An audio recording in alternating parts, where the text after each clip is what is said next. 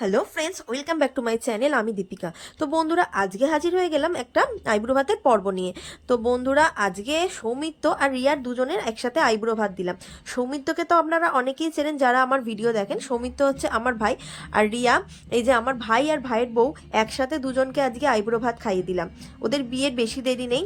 তো বন্ধুরা, দুজনের জোড়ি কেমন লাগছে প্লিজ কমেন্ট করে জানাবেন। আর দুজনকে অনেক আশীর্বাদ করবেন যেন ওদের বিবাহিত জীবন অনেক সুখময় হয়, অনেক আনন্দের সাথে কাটে। সবাই ওদের অনেক অনেক আশীর্বাদ করবেন। তো বন্ধুরা, চলুন, ওদেরকে তো প্লেট সব সাজিয়ে দিয়েছি, আর অনেক ভোরবেলা থেকেই রান্না বান্না হচ্ছে, সকাল থেকেই তোড়জোড় লেগে গেছে। আর ননদ নন্দাই সবাই এসেছিল, আর খুব মজা হয়েছে।